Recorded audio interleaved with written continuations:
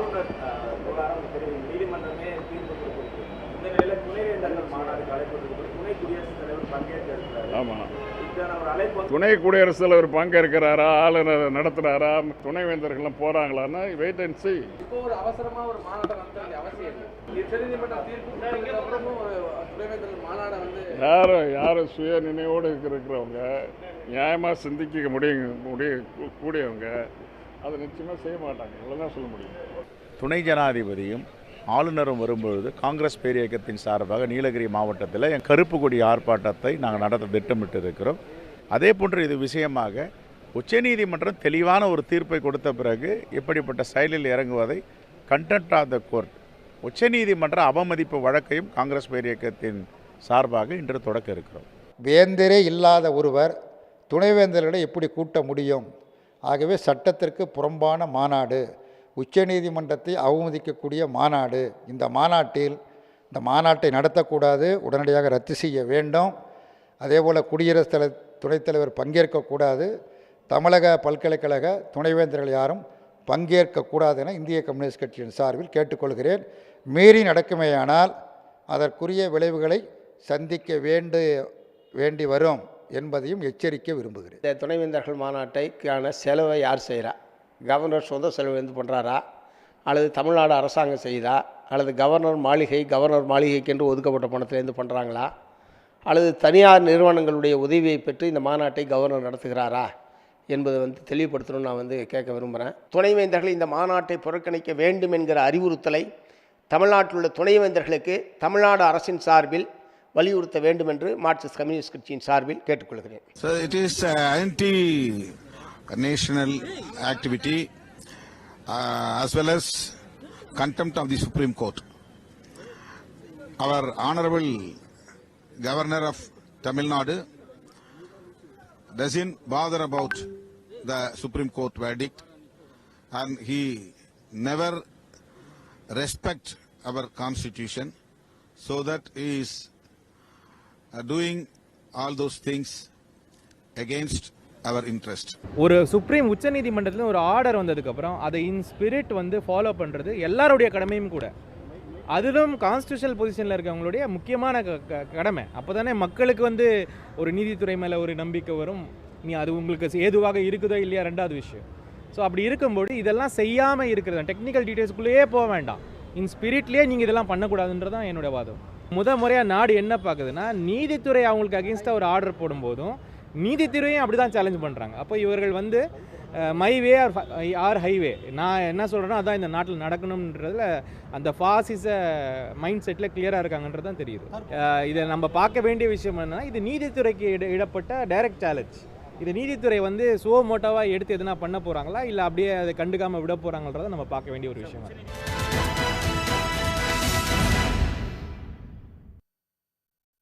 வணக்கம், இது கேள்விக்களம்.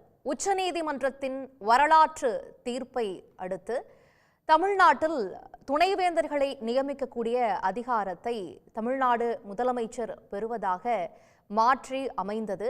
உச்சநீதிமன்றத்தின் சிறப்பு அதிகாரம் அதற்கு வழிவகுத்தது.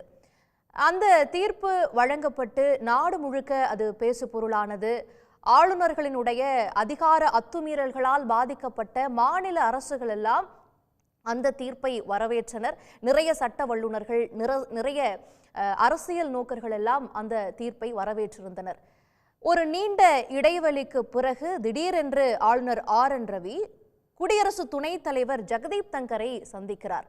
அதற்கு பிறகு இங்கு போட்டி அரசாங்கத்தை நடத்துவது போல முதலமைச்சர் துணை வேந்தர்கள் மாநாட்டை கூட்டி நடத்துகிறார் என்றால், இன்னொரு பக்கம் ஆளுநர் சிறப்பு அழைப்பாளராக குடியரசு துணைத் தலைவரை வரவழைத்து இந்த துணைவேந்தர்கள் மாநாட்டை கூட்ட இருக்கிறார்.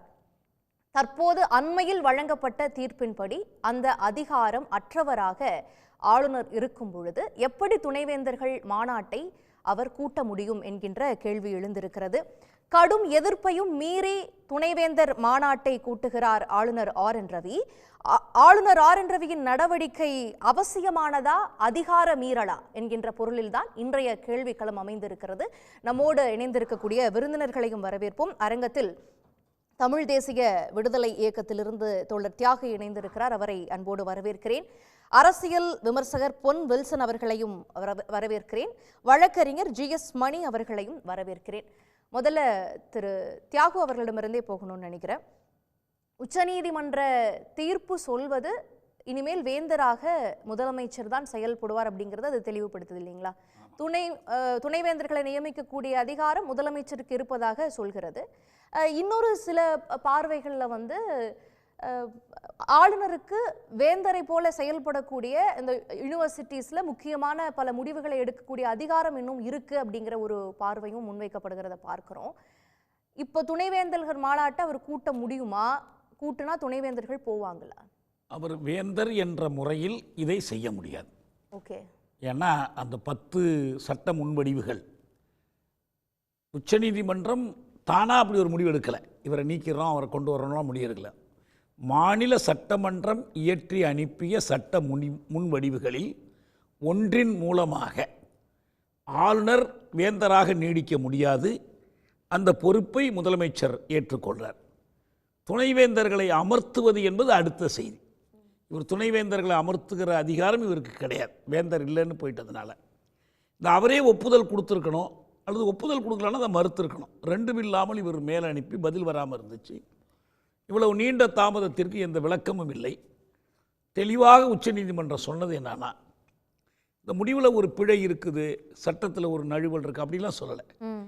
இல்லீகல், ஆர்பிட்ரரி அண்ட் அட்ராவயல்ஸ்னு சொன்னாங்க. இது சட்ட விரோதமானது, அரசமைப்பு சட்டத்துக்கு விரோதமானது. ஆளுநருடைய செயல் இதற்கு ஒப்புதல் கொடுக்காமல் இழுத்தடித்து வைத்திருந்தது, காலவரமின்றி போட்டு வச்சிருந்தது. It is unconstitutional, illegal. இரண்டாவது, இட் இஸ் ஆர்பிட்ரரி. இதற்கு எந்த நியாயமான காரணமும் இல்லை. இதுக்கு ரீசனபுளாக, ஜஸ்டாக, ஃபேராக எதுவும் சொல்ல முடியல. மூன்றாவது, இவர் இதற்கு காலதாமதத்திற்கு இவர் சொன்ன காரணம் எல்லாமே நேர்மையற்றதுன்னு சொன்னாங்க. அந்த இது இல்லை, அந்தரங்க சுத்தின்னு சொல்லுவாங்க பாருங்க, அந்த நேர்மை இல்லை இவர்கிட்ட. இவ்வளவு ஒரு ஆளுநரை பற்றி சொன்னதுக்கு பிறகு ஒரு இவ்வளவு காலம் இந்த பதவியில் இருக்கிறாருங்கிறதே நமக்கு ஆச்சரியமாக இருக்குது.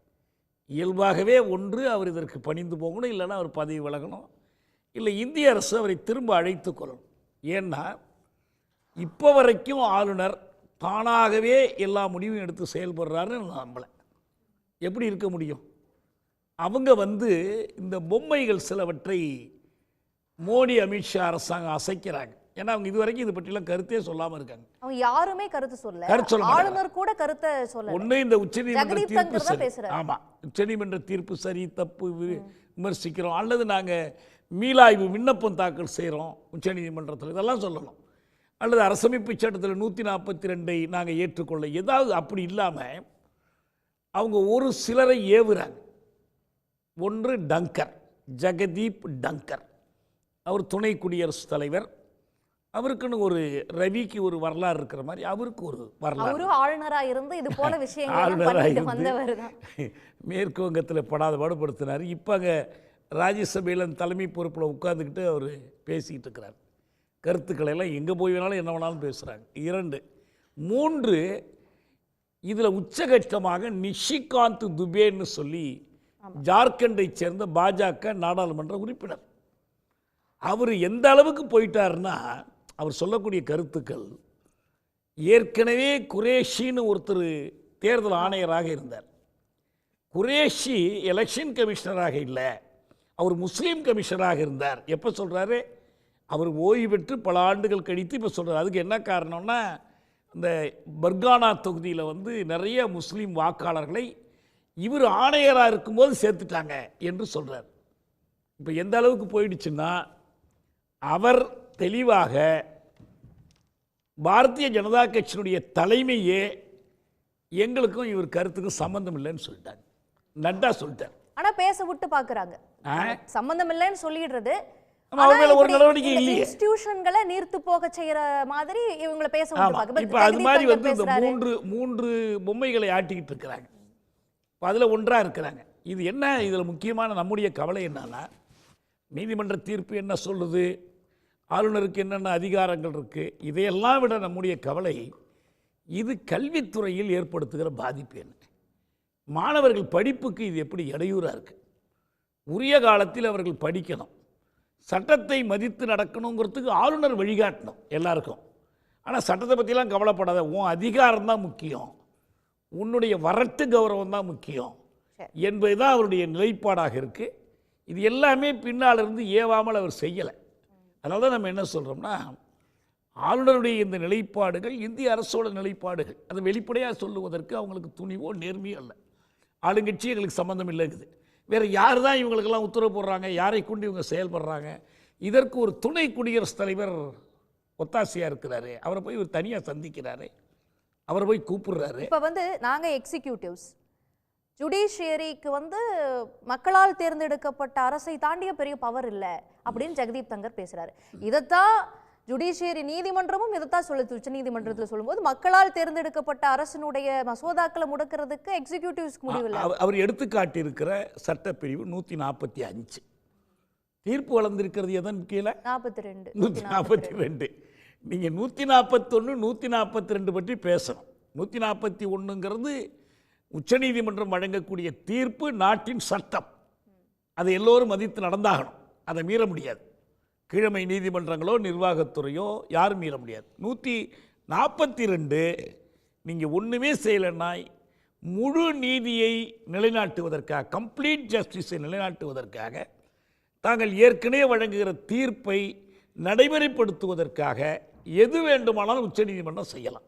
இது முதல் முறை அல்ல. நம்ம பல முறை சொல்றாருல, ஓவர் ரீச்ன்றாருல. அதான் ஓவர் ரீச்னா நீங்கள் 142 காட்டி பேசுங்க. 142 சொல்லி இது எப்படி ஓவர் ரீச்னு ப்ரூவ் பண்ணுங்க. 142ங்கிற உறுப்பு தப்பாக இருக்குதுன்னா நீங்கள் நாடாளுமன்றத்தில் பெரும்பான்மையை வச்சுக்கிட்டு 3/2 பங்கு 142க்கு எதிராக திருத்தம் கொண்டுட்டு வாங்க. 142 இருக்கிற வரைக்கும் அதை உச்சநீதிமன்றம் பயன்படுத்தும். பயன்படுத்துவதற்கு செஞ்சிருவாங்க. தலைமை நீதிபதி நியமனத்திலிருந்து எல்லாவற்றிலும் அதையே அது 142 வைத்துக்கொண்டே ஆனால் நீதிமன்றம் 142 பயன்படுத்தக்கூடாதுன்னு சொன்ன எப்படி? சரி, ஓகே. திரு ஜிஎஸ் மணி, இப்போ அரசினுடைய சுப்ரீம் கோர்ட் ஒரு தீர்ப்பை வழங்க இருக்கிறது. அந்த தீர்ப்புக்கு எதிராக ஆளுநர் செயல்படலாமா? துணை குடியரசுத் தலைவரை துணைக்கு கூட்டிட்டு அவர் சொல்றாரு இந்த ஜுடிஷியரி இது ஒரு ஓவர் ரீச்சு, இது ஒரு சூப்பர் பார்லிமெண்ட்டா எப்படி இயங்கலாம், மக்களுக்கு எதிராக எப்படி இயங்கலாம் அப்படின்னா, ஆளுநர் அது போல நடந்துகிட்டதுனால தான் இப்படி ஒரு தீர்ப்பையே உச்சநீதிமன்றம் வழங்கி இருக்கிறது. இவர்களுக்கு சட்ட ரீதியான புரிதல் இல்லையா, இல்லை வேணும்னே இதை பண்றாங்களா, இதை அரசியலாக்க பார்க்குறாங்களா அப்படிங்கிற கேள்விகளை எல்லாம் முன்வைக்கிறாங்க. சட்ட ரீதியான புரிதல் ஆளுநருக்கு இல்லைன்னு சொல்கிறது முற்றிலுமாக ஏற்றுக்க முடியாது. சட்ட ரீதியான புரிதல் தமிழ்நாட்டில் சிலருக்கு தான் இல்லைன்னு நான் நினைக்கிறேன். உச்சநீதிமன்றத்தில் எந்த இடத்துல ஆளுநர் துணைவேந்தர்கள் மாநாடு நடத்தக்கூடாதுன்னு சொல்லியிருக்கு. பல அரசியல் தலைவர்கள் இன்றைக்கி இருக்க அரங்கத்தில் இருக்கிற இவங்களும் சொல்கிறாங்க இது முற்றிலும் கண்டெம்ப்ட் ஆஃப் கோர்ட்டு, நீதிமன்ற தீர்ப்புக்கு எதிரானது. எந்த இடத்துல ஒரு வரியிலேயாவது ஒரு இடத்துலையாவது ஆளுநர் இந்த மாதிரி துணைவேந்தர் மாநாடு நடத்தக்கூடாது எந்த இடத்துல சொல்லியிருக்கு? சொல்லுங்க. துணைவேந்தர்களை நியமிக்கிற அதிகாரத்தை ஸ்டேட் கவர்மெண்ட்டுக்கு இருக்கு, சிஎம்க்கு இருக்கு அப்படின்றப்ப ஆப்வியஸா இனிமேல் துணைவேந்தர்கள் மீதான முடிவுகளை எடுக்கிறது, அவங்களை கூப்பிட்டு பேசுற அதிகாரம் முதலமைச்சருக்கு தானே இருக்கும். உச்சநீதிமன்ற தீர்ப்பை முழுசாக படித்தா அந்த தீர்ப்போட சாராம்சம் என்னன்னு தெரியும். அரசியலமைப்பு சட்டத்தில் இருந்ததை தான் உச்சநீதிமன்றம் சொல்லியிருக்கு, இல்லாத எதையும் சொல்லலை. ஒன்றே ஒன்று மட்டும் சுப்ரீம் கோர்ட் என்ன சொல்லியிருக்குனாக்கா ஆளுநர் காலதாமதமாக அவருக்கு அரசியலமைப்பு சட்டத்தில் 200 சரத்தில் ஆர்டிக்கல் 200ல் அந்த நேரம் குறிப்பிடப்படலை. இத்தனை நாட்களுக்குள் இத்தனை மாதத்துக்குள் இந்த சட்டத்துக்கு ஒப்புதல் அளிக்கணும், இல்லை ஒப்புதலை திருப்பி அனுப்பணும், இல்லை குடியரசுத் தலைவருக்கு அனுப்பணும் கன்சிடரேஷனுக்கு அப்படின்ற அந்த காலம் நிர்ணயிக்கப்படலை. அதை தான் உச்சநீதிமன்றம் சொல்லியிருக்கு. அந்த காலம் நிர்ணயிக்கப்படாததுனால அந்த மக்களால் தேர்ந்தெடுக்கப்படுகின்ற அந்த சட்டமன்றம் அனுப்புகின்ற அந்த சட்டத்தில் காலதாமதம் செய்யக்கூடாது, அதுக்கு ஒப்புதல் அளிக்கணும்னு உச்சநீதிமன்றம் ஒரு தீர்ப்பை சொல்லியிருக்குது. இந்த தீர்ப்பில் உச்சநீதிமன்றம் தன்னுடைய அதிகாரத்தை மீறி குடியரசுத் தலைவரோட நிலைப்பாட்டையும் சொல்லியிருக்கு. குடியரசுத் தலைவர் செயல்பாட்டையும் விமர்சிச்சிருக்கிறது, ஆளுநர் செயல்பாட்டையும் விமர்சிச்சிருக்குது. ஒரு தீர்ப்பு என்றைக்கும் நிரந்தரமான தீர்ப்பு இல்லை. இன்றைக்கி தமிழ்நாட்டில் கொண்டாடுறவர்கள் ஒன்று புரிஞ்சுக்கணும், பல தீர்ப்புகள் 2 நீதிபதிகள் உச்சநீதிமன்றம் கொடுத்திருந்தாலும் அந்த தீர்ப்பு மறுசீராய்வு மனு ரிவ்யூ பெட்டிஷன் ஃபைல் பண்ணுவாங்க. அதுக்கு மேலேயும் அதே நீதிபதிகள் அந்த தீர்ப்பு அந்த வழக்கை விசாரிப்பாங்க. அதுக்கு மேலே அந்த வழக்கும் டிஸ்மிஸ் ஆச்சுன்னா உச்சநீதிமன்றத்தில் கியூரேட்டிவ் பெட்டிஷன் ஒன்று இருக்குது, அது 5 நீதிபதிகள் கொண்ட அமர்வுக்கு போகும். சில விஷயங்களில் வந்து அரசியல் சாசனம் சம்பந்தப்பட்ட விஷயங்களை வந்து உச்சநீதிமன்றம் ஒரு தீர்ப்பு வழங்குதுன்னா அரசியல் சாசன அமர்வு அதில் உட்காரும். 5 நீதிபதிகள் 7 நீதிபதிகள் 9 இது போன்ற விஷயங்கள் பல தீர்ப்புகள் நடந்திருக்கு. அதனால் இந்த ஒரு தீர்ப்பை வச்சுக்கிட்டு நீங்கள் வந்து முற்றிலுமாக வந்து இந்த மாதிரி குறை சொல்கிறது, ஆளுநர் நடவடிக்கை குறை சொல்கிறது, ஆளுநருடைய மாண்பை குறைக்கின்ற வகையில் பேசுறது, ஒருமையில் பேசுறது. ஐயா ஒருத்தர் மூத்த ஒரு இருந்தார் அரங்கத்தில், அவர் வந்து ஒருமையில் பேசுகிறாரு. இன்றைக்கி மக்களால் தேர்ந்தெடுக்கப்படுற ஒரு சட்டமன்ற உறுப்பினர்களால் தேர்ந்தெடுக்கப்படுற ஒரு முதல்வருக்கு பதவி பிரமாணம் செய்து வைக்கக்கூடியவர் வந்து ஆளுநர், கவர்னர். அவருக்கான அதனால தான் மேதகு ஆளுநர்னு சொல்கிறோம். மாண்புகு அமைச்சர்களை எப்படி மாண்புகு அமைச்சர்னு சொல்கிறோமோ அதே மாதிரி ஆளுநரை வந்து மேதகு ஆளுநர்னு சொல்கிறோம். அந்த மாண்பை மீறக்கூடாது. ஒருமையில பேசுறது, எல்லாம் ஆளுநர் மீறிட்டாருங்கிறது தான் உச்சநீதிமன்ற தீர்ப்பு வழங்கும் போது நீதிபதிகள் சொன்னாங்க. ஆளுநர் வந்து கவர்மெண்ட் உச்சநீதிமன்ற தீர்ப்பு வந்து உச்சநீதிமன்ற ரீபாஸ் பண்ணி அனுப்புது. உச்சநீதிமன்ற தீர்ப்பு வெரி அன்பார்ச்சுனேட். நான் இந்த அரங்கத்துல பதிவு பண்றேன், உச்சநீதிமன்ற தீர்ப்பு it's very unfortunate. It is amount to review. அந்த தீர்ப்பு வந்து மறுபரிசீலனை செய்யப்பட வேண்டிய தீர்ப்பு. ஏன்னா நீங்க வந்து ஒவ்வொரு அதிகார அமைப்பு இருக்குது. நீதிமன்றத்துக்கு ஒரு அதிகார அமைப்பு, அதே மாதிரி சட்டம் இயற்றுவது ஒரு அதிகார அமைப்பு. ஆளுநர் ஒன்றும் ஆர்டிஃபிஷியல் பர்சன் கிடையாது. நீங்கள் ஆளுநருக்கு ஆளுநர் எந்த விஷயத்துக்காக 10 கோப்புகளை 10 சட்டங்களை வந்து திருப்பி அனுப்புனார், நிலுவையில் வச்சார், நீங்கள் முதல்ல பார்க்கணும். ஆளுநர் எந்தெந்த நடவடிக்கைக்கு அவர் செயல்படலை நீங்கள் கேட்கணும். அதை உச்சநீதிமன்றம் ஆளுநர் வந்து ஆளுநருக்கு கொடுக்கப்பட்டிருக்க அதிகாரத்தை மட்டும்தான், அவருக்கு என்ன செயல்பட வேண்டும் மட்டும்தான் சொல்லியிருக்கு. ஆளுநர் ஏன் அந்த 10 சட்டங்களை வந்து திருப்பி அனுப்பினார், எதுக்காக? தமிழக அரசோட குற்றச்சாட்டு என்ன? 2 மந்திரிகள் ஊழலுக்காக சிறை சென்றவர்களுக்கு மீண்டும் பெயிலில் வந்தவர்களுக்கு வந்து பதவி பிரமாணம் செய்ய வைக்க கேட்டதுக்கு எங்களுக்கு காலதாமதம் பண்றார் ஆளுநர். இதுதான் குற்றச்சாட்டு, முதல் குற்றச்சாட்டு. 2வது குற்றச்சாட்டு வந்து 10 சட்டங்கள் இயற்றாங்க, அது எல்லாமே அது வந்து சட்டவிரோதமானது. ஆளுநர் ஒரு விளக்கம் கேட்கிறாரு.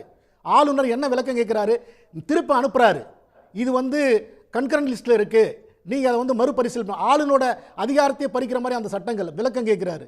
இன்னைக்கு உச்சநீதிமன்றம் சொல்லி இருக்கிறது வந்து அதே மாதிரி வந்து கரப்ஷன் கேஸ்ல சாங்க்ஷன் கேக்குறாங்க. சொல்லி இருக்குது கரப்ஷன் கேஸ்ல திருப்பி அந்த சட்டங்களை நான் முடிச்சறேம்மா, இருங்கம்மா, தாக்கல் செஞ்சு அனுப்புனா கவர்மெண்ட்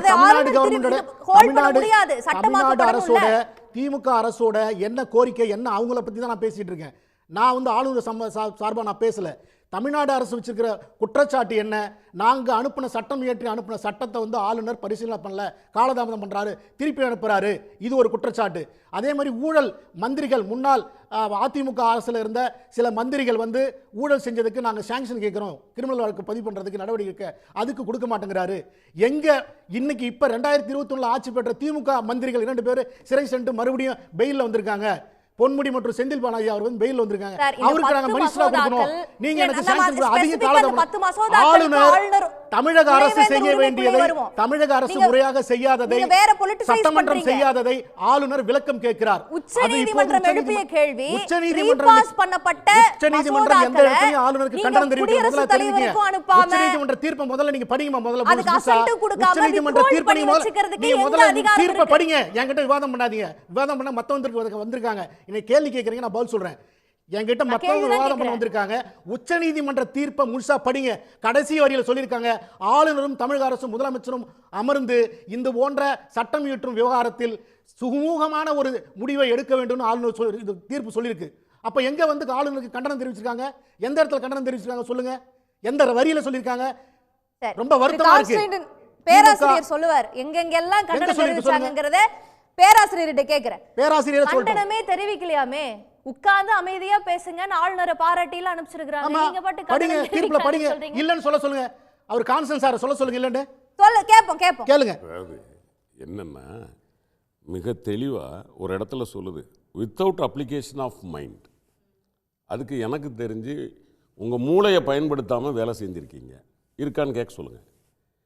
மொத்தம் 414 பத்திகளில் 387வது பக்கம் வரைக்கும் 2 ஆர்கியூமெண்ட்டையும் வச்சுட்டு 387வது பக்கத்தில் தான் கன்க்ளூஷனையே ஆரம்பிக்கிறாங்க. மொத்தமே 414 பக்கம் தான்.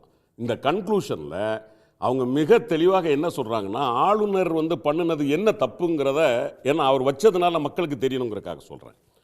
ஒரு சட்டம் இயற்றி சட்டமன்றத்திலிருந்து உங்களுக்கு வந்தால் முதலில் நீங்கள் பார்க்க வேண்டியது, இது நிதி மசோதாவா நிர்வாக மசோதாவா?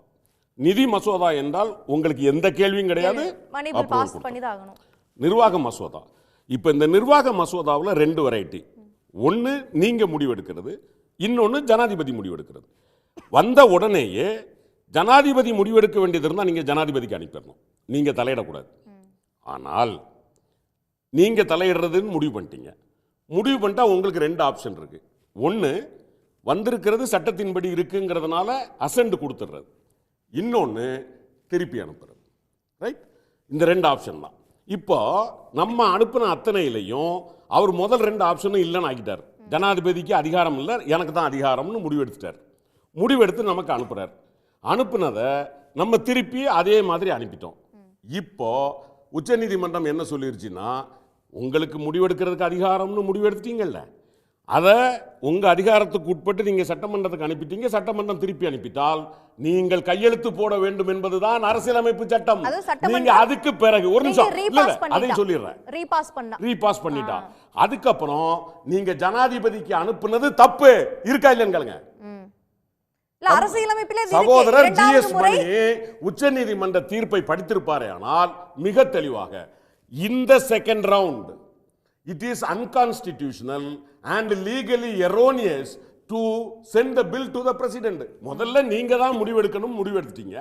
அப்புறம் எப்படி நீங்க முடிவெடுக்கணும்னு அங்க அனுப்புறீங்க? அப்போ அது தப்பு. அப்போ அதையும் சொல்லுது, நீங்க திருப்பி அனுப்புறதன் மேல ஜனாதிபதி ஒருவேளை அதில் நடவடிக்கை எடுத்தாலும் it will be set aside, அது செல்லாது. அப்போ இந்த 10 மசோதாவையும் நீங்கள் ஜனாதிபதிக்கு அனுப்புனது it is not application of your mind, உங்கள் மூளையை நீங்கள் செலுத்தவில்லை. இத சில பேர் எப்படி எடுத்துக்கலாம்னா அப்ளிகேஷன் ஆஃப் மைண்ட் அப்படிங்கிறது மன்னிக்கணும். மைண்ட்ன்ற வார்த்தைக்கு பேராசிரியர் குறிக்கிறதுக்கு மன்னிக்கணும். வித்தவுட் அப்ளிகேஷன் ஆஃப் மைண்டுங்கிற வார்த்தைக்கு மூளையை பயன்படுத்தலன்னு சொல்ற அந்த விளக்கம் வந்து சரியான விளக்கம் அல்ல. வித்தவுட் அப்ளிகேஷன் ஆஃப் ஜுடிஷியஸ் மைண்டுங்கிறதுக்கு அர்த்தம் சட்டம் படிச்சிருந்த உங்களுக்கு தெரிஞ்சிருக்கணும். வித்தவுட் அப்ளிகேஷன் ஆஃப் ஜுடிஷியஸ் மைண்டுன்னா சட்டத்தின் பார்வையில் பார்க்கப்படவில்லை, செயல்படவில்லைன்னு தான் அதுக்கு அர்த்தம். நீங்க வந்து அதுக்கு மைண்ட்னா மூளைன்னு சொல்றது சரியான தவறான ஒரு பதிவு. நீங்களும் வழக்கறிஞர், நீங்க நீதிமன்றம் ஆளுநர் அப்படிலாம் கேட்டுச்சுன்னு நீங்க கேட்டீங்கல்ல, நீங்களே ஒத்துக்குங்க ஜுடிஷியல் மைண்ட் அப்ளை பண்ணல ஆளுநர்ங்கறத இருக்கீங்க. எனக்கு நல்ல நண்பர், நீங்க அது வந்து நீதிமன்றம் கேட்டிருக்கு, நீங்க மைண்ட்ங்கற வார்த்தைக்கு மூளைக்கு சம்பந்தம் கிடையாது. அப்படி பார்த்தா கீழ் நீதிமன்றங்கள் தீர்ப்புகளை வந்து உச்ச நீதிமன்றம் உயர் நீதிமன்றம் சொல்றோம் the high court has not applied is judicious mind. அப்ப ஹை கோர்ட் நீதிபதிகளுக்கு மூளை இல்லைன்னு அர்த்தமா? இது தவறான ஒரு பதிவு. இந்த பதிவை நான் ஏத்துக்க மாட்டேன். ஒரு நிமிஷம், ஜுடிஷியஸ் மைண்ட்ன்றதுக்கு மூளையை பயன்படுத்தலங்கிறது தவறான ஒரு பதிவு. அதை நீங்க வாபஸ் வாங்கணும். ஜுடிஷியஸ் மைண்ட் வாபஸ் நீபஸ்ல மணி பேச கூடாது. அப்புறம் அப்ப நீங்க வந்து அப்ளிகேஷன் ஆஃப் மைண்ட் அப்படி இல்லனா அப்புறம் ஜுடிஷியல் மைண்ட் இல்ல அப்புறம் என்ன கவர்னரா உட்கார்ந்திருக்கீங்க கேள்வி இருக்கா இல்லையா? கீழ நீதிபதி ஒரு கீழ ஜுடிஷியல் மைண்ட் இருக்கு, தீர்ப்பு கொடுக்கிறார். ஜுடிஷியல் மைண்ட் நீதிமன்றம் வந்து உயர் நீதிமன்றம் வந்து கவர்னரா உட்கார்ந்திருக்கீங்க. அப்ளை ஜுடிஷியஸ் மைண்ட் அந்த நீதிபதிக்கு மூளை இல்லன்னு சொல்றீங்க. அந்த வாபஸ்ங்கற வார்த்தையே வர கூடாதுங்க. இல்ல நீங்க வந்து ஜுடிஷியஸ் மைண்ட் இல்ல நீங்க நீதிபதிக்கு மூளை இல்லன்னு தமிழ்ல சொல்றீங்களா? நீதிபதி மூளை இல்லன்னு சொல்றீங்களா? அப்ப நீங்க அதை பதிவு பண்ணுங்க, அதை பதிவு பண்ற விரும்புறீங்களா? நீதிபதிக்கு அந்த இடத்துல ஜுடிஷியல் மைண்ட்ங்கிறது என்ன அர்த்தம்? ஜுடிஷியஸ் மைண்டுக்கு மூளையை பயன்படுத்தலங்க வார்த்தை தான் சரியான தமிழ் அர்த்தமா? என்ன அர்த்தம்? பேராசிரியர் நீங்க தமிழ்ல தெளிவா சொல்லுங்க. நீங்க பேராசிரியரா ஒரு வழக்கறிஞரா பதிவு பண்றீங்களா? சொல்லுங்க. ஜுடிஷியஸ் மைண்ட் அப்ளை நாட் அப்படிங்கிறது ஜுடிஷியல் மைண்ட் நீங்க அப்ளை பண்ணலங்கறத தமிழ்ல சொல்லுங்க. மூளையை பயன்படுத்த அர்த்தமா? தவறான பதிவு. அது தவறான பதிவு. நீங்க அப்படி பதிவு பண்ண கூடாது. இப்போ இது வந்து ரெண்டு 2 மெம்பர் ஜட்ஜ்மென்ட் தான். இது வந்து ஒரு கான்ஸ்டிடியூஷனல் பெஞ்சுக்கு போச்சுன்னா அது நிக்காது அப்படிங்கற ஒரு வாதத்தை வைக்கிறாங்களே. இல்ல இப்போ ஜுடிஷியல் ரிவ்யூக்கு போன நிறைய தீர்ப்புகள் இந்த நீதிமன்றம் அல்லது இந்த இருவர் கொடுத்த தீர்ப்பை அப்படியே ஏற்றுக்கொண்டிருக்கிறது. இப்ப இவங்களுடைய கோபம் பூரா எங்கன்னா ஏற்றுக்கொள்ளலாம், ஏற்றுக்கொள்ளாமலும் போகலாம், அது நம்ம மறக்கல.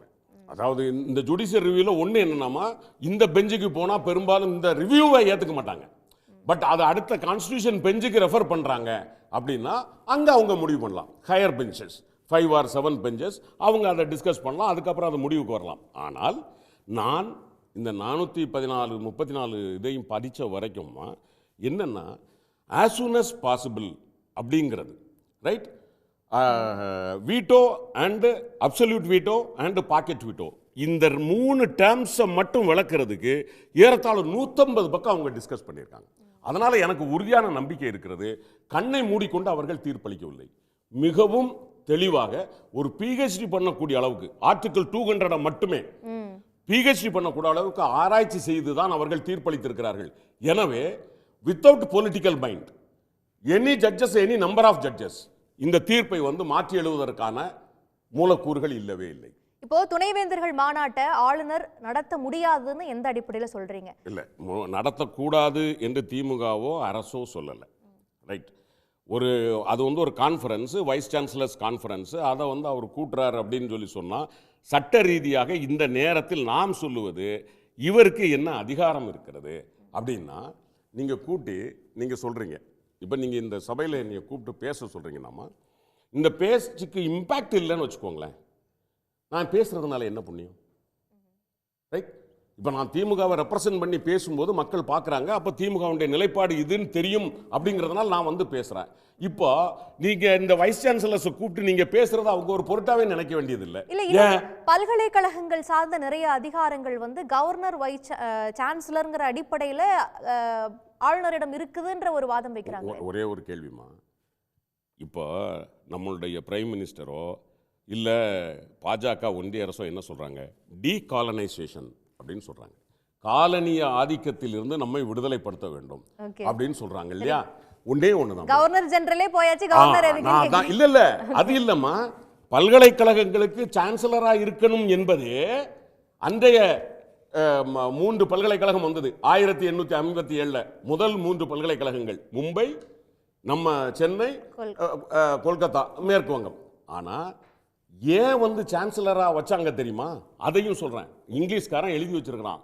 Why did we appoint chancellor, the governors as chancellor? அவங்க பார்க்குறாங்கம்மா, இந்த கல்வியை, உயர்கல்வியை மக்களுக்கு கொடுக்கணும்னு பார்க்கும்போது இந்த உயர்கல்வி கற்றவர்கள் யார், அவர்களை சான்சலராக நியமிக்கணும்னு பார்த்தா ஒரே ஒரு சாதிக்காரங்க தான் உயர்கல்வி கற்றுருக்காங்க. ஏன்னா அந்த உயர்ஜாதியிடம் இருந்து கல்வி மற்றவங்களுக்கு போகவே இல்லை. எனவே சான்சலர் போஸ்டை யார்கிட்ட கொடுக்குறாங்க அப்படின்னா கவர்னர்கிட்ட கொடுக்குறாங்க. புரியுதா உங்களுக்கு ரீசன்? அன்னைக்கு சான்சலராக கவர்னரை பிரிட்டிஷ் அரசாங்கம் நியமித்ததுக்கு காரணமே இந்த கல்வியை எல்லோரிடமும் கொண்டு போக வேண்டும் என்று. மீண்டும் ஹிஸ்டரி ரிப்பீட்ஸ். நம்ம கிட்ட இருந்து அந்த உயர்கல்வியை பறிப்பதற்காகத்தான் இன்னைக்கு தங்கரும், இன்றைக்கு RN ரவி போன்றவர்களும் பாசிசத்தில். நான் உண்மையாக சொல்லுகிறேன், RN ரவி மீதோ தன்கர் மீதோ எனக்கு எந்த கோபமும் கிடையாது. என்னுடைய கோபமெல்லாம் நரேந்திர மோடி, அமித்ஷா என்கிற 2 பேர் மீது. அவங்க எதுவுமே பேசலையே சார்.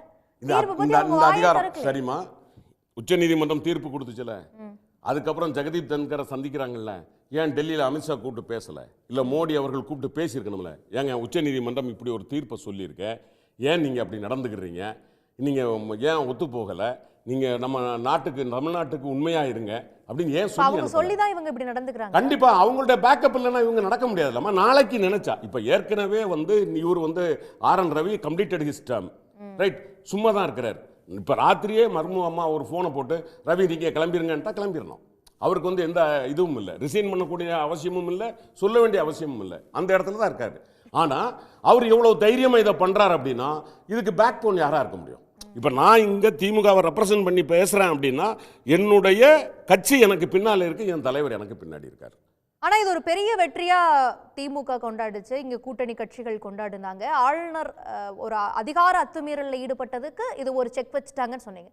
ஆனா ஆளுநர் அதை அசட்டையே செய்யாம இன்னைக்கு துணைவேந்தர் நடத்தி காட்டுவே நடத்துறாருல. இந்த வெற்றி நம்ம எதை சொன்னோம் அப்படின்னா, வெற்றிங்கிறது இந்த 10 பல்கலைக்கழக மசோதாவை வெற்றின்னு பெரிய வெற்றின்னு எடுக்காதீங்க. நான் சொல்றது ஆளுநர் நான் நினைச்சா வச்சுக்குவேன் அப்படின்னு சொன்னதை நீங்க 30 நாளைக்குள்ள முடிவெடுக்கணும். அதிகபட்சம் ஜனாதிபதிக்கு போனா 90 நாளைக்குள்ள முடிவெடுக்கணும். ஜனாதிபதியே 90 நாளைக்குள்ள முடிவெடுக்கணும்னு ஒரு ஜனநாயக கட்டுப்பாட்டை கொண்டு வந்தார்கள் அல்லவா? அரசியல் அமைப்பு சட்டம் உள்ளபடியே இப்பொழுதுதான் உயிர்ப்பு பெற்றிருக்கிறது. அந்த உயிரை கொடுத்தது இந்த 2 நீதியரசர்கள், இந்த தீர்ப்பு. அதனால் நாம் கொண்டாடுகிறோம். இந்த பல்கலைக்கழகம் இது நாளைக்கு நம்ம சட்டமன்றத்தில் ஒரு சட்டமன்ற தீர்மானம் போட்டால் முடிஞ்சு போச்சுமா? இது இல்லை. இந்த தீர்ப்பில் நான் உறுதியாக சொல்லுகிறேன், 95% நாம் கொண்டாட வேண்டியது fix up the time for governor as well as president. அதுதான் உண்மையிலே சொல்லுகிறேன், இந்த அரசியலமைப்பு சட்டத்தை டாக்டர் அம்பேத்கர் தந்ததற்கு இன்றைக்கு தான் உயிர்ப்பு வந்திருக்கிறது. இந்த தீர்ப்பு தான் உயிர்ப்பை தந்திருக்கிறது. திரு பொன் வில்சன், நீங்க எப்படி பார்க்கிறீங்க? ஆளுநர் துணைவேந்தர்களை அழைத்து மாநாடு போடக்கூடிய அதிகாரத்தை இன்னும் பெற்றிருக்கிறாரா? இந்த தீர்ப்புக்கு அப்புறம் அப்படியே கூப்பிட்டாலும் மத்திய பல்கலைக்கழக துணைவேந்தர்களையோ இல்லைனா தனியார் பல்கலைக்கழக துணைவேந்தர்களெல்லாம் ஆளுநர் கூப்பிட முடியாது. அவங்களையும் கூப்பிட்டுருக்காங்க. அவங்க ஒரு பக்கம் புலம்புறதா சொல்லப்படுகிறது. தீர்ப்புக்கு பிறகும் அவர் பதவியெல்லாம் விலகணும்னு பல குரல்கள் எழுந்துச்சு. அப்படி அதற்கு ஒன்றிய அரசு எந்த ரிப்ளையும் பண்ணவே இல்லை, அதை கண்டுக்கவே இல்லை. இப்போ ஒரு போட்டி அரசாங்கத்தை நடத்துவது போல ஒரு நடவடிக்கையில் ஈடுபட்டிருக்காங்களோ? இல்லை, இது ரெண்டு விஷயம் என்னென்னா, ஆளுநர் வந்து இப்போது துணைவேந்தர்கள் மாநாடு கூட்டுவது அவசியமாக அதிகாரம் மீறலான்னு நீங்கள் கேட்டிருக்கீங்க. அவசியமானு பார்த்தா அவசியம் இல்லைன்றது நம்ம சொல்லிடலாம். அவசியம் இல்லை அப்படின்றது. ஆனால் அதிகாரம் மீறலானா அதிகாரம் மீறலும் இல்லை அப்படின்ற ஒரு முடிவுக்கு தான் வர வேண்டியது இருக்குது. ஏன்னா உச்சநீதிமன்றம் கொடுத்த தீர்ப்பு வந்து அவர் வேந்தராக இருக்கிறதா, யார் வேந்தராக இருக்கிறது, யார் துணை வேந்தராக அப்பாயிண்ட் பண்ணுறது, அதெல்லாம் உச்சநீதிமன்ற தீர்ப்பு கிடையாது. உச்சநீதிமன்ற தீர்ப்பு என்பது ஜனநாயகத்தின்படி மக்களால் தேர்ந்தெடுக்கப்பட்ட ஒரு அரசாங்கம் ஒரு மசோதாவை கவர்னரின் ஒப்புதலுக்கு அனுப்பினால் அதை அவர் திருப்பி அனுப்ப வேண்டும். இரண்டாவது முறை அனுப்பினால் அதை அவர் அமன் செய்ய வேண்டும். அவ்வளோதான். இதுதான். அதை வந்து வித்ஹோல்ட் பண்ண முடியாது. உடனடியாக அதை வந்து அசென்ட் மசோதாக்கள் சட்டமாக்கப்பட்டிருக்கு. அந்த மசோதாக்கள்ல துணைவேந்தர்களை நியமிக்கக்கூடிய அதிகாரம் மாநில அரசுக்கு முதலமைச்சருக்கு இருக்கு அப்படின்னு சொல்லும்போது அது சட்டமாயிருக்கு. அந்த விஷயத்துக்கு வரேன். இப்போ அடுத்தது அதான். இப்போ நீங்கள் இந்த 10 மசோதா சொல்கிறீங்க. அந்த 10 மசோதா 2 வந்து ஃபிஷரிஸ் மசோதா, 2 வந்து வெட்டினரி யூனிவர்சிட்டி மசோதா, 2 வந்து தமிழ்நாடு யூனிவர்சிட்டிஸ் மசோதா, 1 வந்து doctor Ambedkar, 1 doctor MGR medical, இன்னொன்று வந்து அக்ரிகல்ச்சரல், இன்னொன்று வந்து லா யூனிவர்சிட்டி. இதுதான் மொத்தம் அந்த 10 மசோதாக்கள். இப்போ இந்த 10 மசோதாக்களில் நம்ம வந்து இப்போ ஜிஓ போட்டிருக்கோம். ஒரு கெசட், எக்ஸ்ட்ராடினரி கெசட் வந்து ஏப்ரல் 11, 2025 தமிழ்நாடு அரசாங்கம் இப்போ போட்டது தீர்ப்புக்கு பிறகு. அதில் என்ன இருக்குதுன்னா, நீங்கள் அந்த 10 மசோதாக்களில் பார்த்தீங்கன்னா கிளியராக என்ன இருக்குதுன்னா, அதோட குறிப்புகள் வந்து வேந்தர் பதவி பறிப்புக்கான திருத்தங்கள் கிடையாது, வேந்தரின் அதிகாரங்களை அரசுக்கு மாற்றுவதற்கான திருத்தங்கள். இதுதான் அந்த மசோதாக்கள். அந்த எசன்ஸ் ஆஃப் த அமெண்ட்மெண்ட் வந்து என்ன கொடுத்துருக்குதுன்னா, அதில் வந்து ஒவ்வொரு யூனிவர்சிட்டி ஆக்ட்லேயும் section 12 or section 11 or section 10 அதில் சப்செக்ஷன் 1ல் இருக்கிறது த போர்ட் ஆஃப் மேனேஜ்மெண்ட் அப்படின்ற வார்த்தையை சான்சலர் என்ற வார்த்தையை சப்ஸ்டியூட் பண்ணும்.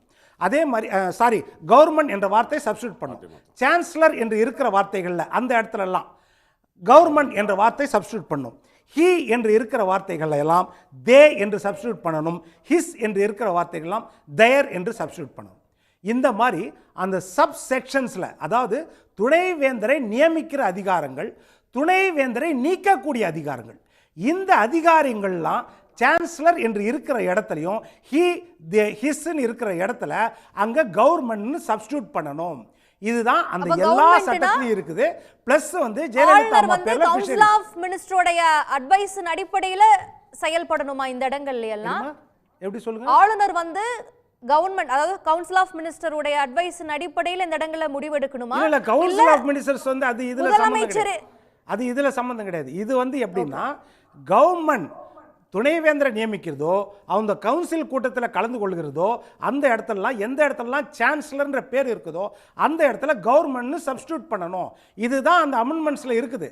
தி எசன்ஸ் ஆஃப் த அமெண்ட்மெண்ட்ஸ் அதுதான். ஆனால் எல்லா யூனிவர்சிட்டிலையும் என்ன இருக்குன்னா, the governor shall be the chancellor of this university. அந்த இடத்துல சான்சலர்ன்ற வார்த்தை கவர்மெண்ட்னு நீங்கள் மாற்ற முடியாது. அந்த இடத்துல வராது. எப்படின்னா த கவர்னர் ஷால் பி த கவர்மெண்ட்னு வராது. அதனால் அந்த இடம் அந்த இடத்துல அவங்க கூடவே இல்லை.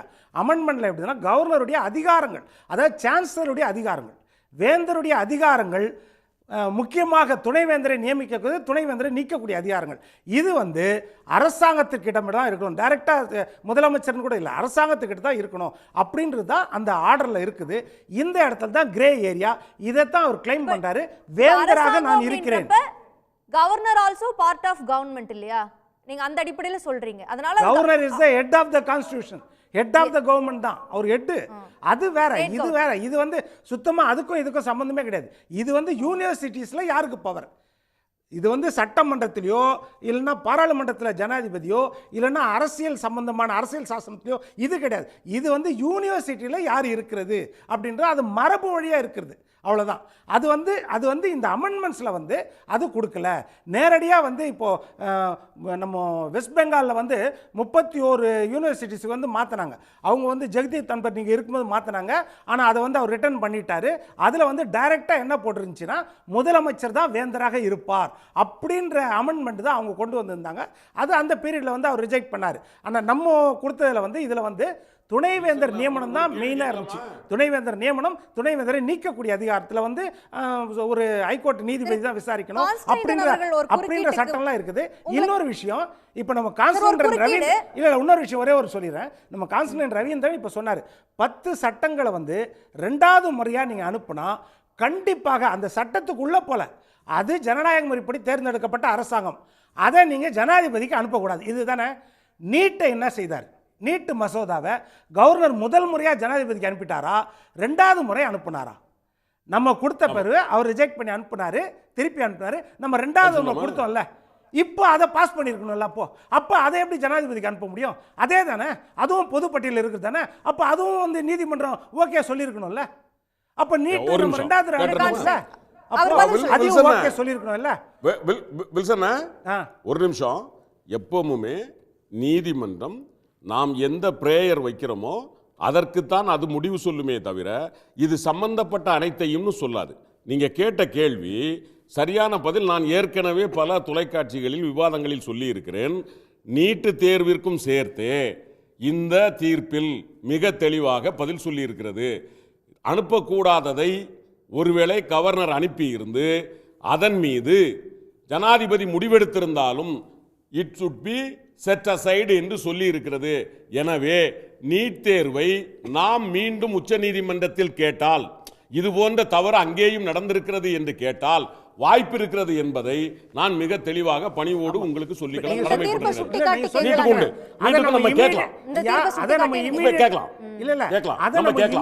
போட்டிருக்கணுமா இல்லையா? ஏன்னா தற்கொலைகள் நடந்துகிட்டே இருக்குது. அதை நம்ம இமிடியேட்டா போட்டுக்கணும் இல்லையா? இந்த ரெஃபரன்ஸ் வச்சு இது உங்களுக்கு வந்து ரிவ்யூ போறதுக்கான வாய்ப்பு கொடுக்கப்பட்டிருக்கிறது. ரிவ்யூ போறதுக்கு முன்னாடி அந்த 30 நாளைக்கு முன்னாடி நம்ம வந்து போறதுங்கிறது சரியா இருக்குமா? நாங்க டிஸ்கஸ் பண்ணிட்டு இருக்கோம். அரசாங்கம் டிஸ்கஸ் பண்ணிட்டு இருக்கு. அன்னைக்கு அண்ணன் வில்சன் தெளிவா சொல்லிட்டாரு.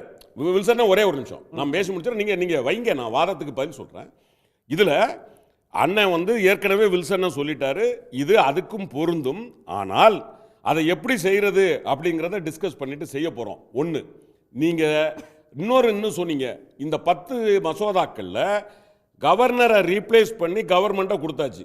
அப்போ கவர்னருக்கு இருந்த அதிகாரத்தை எல்லாம் கவர்மெண்ட்டுக்கு கொடுத்ததற்கு பிறகு கவர்னர் இன்னைக்கு செய்வது அதிகார மீறலா இல்லையா? இல்ல, அதுதான் என்ன சொல்றேன்னா, ஒவ்வொரு யூனிவர்சிட்டியோட ஆக்ட்லயும் பாருங்க, அந்த செக்ஷன்ல இருக்கிற அந்த வார்த்தைகளை ரீப்ளேஸ் பண்ண சொல்லிக்கிறாங்க. அந்த அதிகாரம் கொடுக்கிற செக்ஷன்ல இருக்கிற இல்ல நீங்க அது படிச்சு பாருங்க. நம்ம ஜியோல இருக்குது, மொத்த ஜியோவும் நான் படிச்சிட்டேன். நம்ம ஜியோஸ்ல இருக்குது செக்ஷன் 49, செக்ஷன் 12. அதாவது அந்த யூனிவர்சிட்டி, ஒவ்வொரு யூனிவர்சிட்டியும் தனித்தனி ஆக்ட் இருக்குது. நம்ம ஒன்று செனட் சபை இருக்கும், ஒன்று கவர்மெண்ட் பார்ட்டிசிபேஷன் இருக்கும். அந்த தேடுதல் குழுவில், சர்ச் கமிட்டியில் சில விஷயத்தில் கவர்மெண்ட் ரெப்ரசன்டேஷனே இருக்காது. பியூர்லி அவங்க யூனிவர்சிட்டி செனட் சபை தான் இருக்கும். அந்த மாதிரிலாம் இருக்குது, தனித்தனி இருக்குது. எல்லாத்துலேயுமே அந்த செக்ஷன் எடுத்து அந்த செக்ஷனில் தான் வந்து சப்ஸ்டியூட் பண்ண சொல்லியிருக்காங்க. மொத்தத்துலேயும் சொல்லலை அப்படின்றது தான் நான் பார்த்தேன். இன்னொன்று, அந்த ஆர்டிக்கலை வந்து நம்ம டிராஃப்ட் கமிட்டியில், அதாவது 20 மே 1949 அரசியல் நிர்ணய சபையிலே விவாதிக்கப்பட்டது. எப்படின்னா, இந்த வார்த்தை as soon as possible அப்படின்ற வார்த்தை ஜனாதிபதிக்கு 111வது சட்டமும் அதே மாதிரி கவர்னருக்கு 200வது பிரிவும் விவாதிக்கப்பட்டு, எப்படி விவாதிச்சாங்கன்னா அன்னைக்கு, அதாவது அதற்கு முன்னாடி டிராஃப்ட் 91 டிராஃப்ட் அந்த ஆர்டிக்கலில் என்ன இருந்துச்சுன்னா 6 வாரங்கள் தான் கால நிர்ணயம். ஜனாதிபதிக்கும் இருந்துச்சு கால நிர்ணயம் 6 வாரங்கள் தான். ஆனால் அந்த டிராஃப்ட் கமிட்டியில் வந்து டிஸ்கஸ் பண்ணும்பொழுது சேர்மன் ஆஃப் த கமிட்டி அண்ணல் அம்பேத்கரும் சொல்கிறார். என்ன சொன்னார்னா, அந்த 6 வாரன்ற வார்த்தையை நம்ம வந்து ஜனாதிபதிக்கு வைக்கக்கூடாது ஒரு கால நிர்ணயம். as soon as possibleன்ற வார்த்தையை அந்த இடத்துல சப்ஸ்டியூட் பண்ணலாம் அப்படின்னு சொல்லிட்டு தான் as soon as possible. அப்போ இன்னொரு உறுப்பினரும் என்ன கேட்டார்னா, as soon as may possible போடலான்னாரு. வேண்டாம், as soon as possible ஒரு ரீசனபிள். ஏன்னா அது ஒரு கௌரவமான பதவி. அது வந்து மத்திய அரசுக்கும் மாநில அரசுக்கும் இடையில ஒரு தொடர்பை ஏற்படுத்தக்கூடிய ஒரு பதவி. அந்த பதவியில பொறுப்போடு இருக்கிறவங்க ஒரு ரீசனபிள் டைம்ல அவங்க செலக்ட் பண்ணி அதை வந்து நம்ம கொடுக்கணும், திருப்பி இந்த கொடுக்கணும். 75 ஆண்டு கால வரலாற்றுல நிறைய மாற்றங்கள் ஏற்பட்டிருக்கு. கால மாற்றத்துக்கு தகுந்த மாதிரி சட்ட திருத்தங்கள் மாறுது. நீதிமன்ற தீர்ப்புகள் இன்னும் கான்ஸ்டிடியூஷன்ல முக்கியமான பார்வைகளை கிரே ஏரியாஸ்க்கு கொடுக்குது. அப்படின்றப்ப இந்த 142 அடிப்படையில கால நிர்ணயம் வழங்கப்பட்டது சரியாக இருக்காதா என்ன? இல்ல, அதே கிரே ஏரியா தான் அந்த 142க்கும் கிளைம் வருது. என்னன்னா இன்னைக்கு நீங்க ஒரு சொத்து சம்பந்தமாவோ இல்லை ஒரு பெரிய விஷயம் நீங்க கோர்ட்டுக்கு போனா அது 30 வருஷம் ஆகுது தீர்ப்பு வருதுக்கு. அவங்களுக்கு எந்த கால நிர்ணயம் இருக்குது நீதிமன்றத்தில்?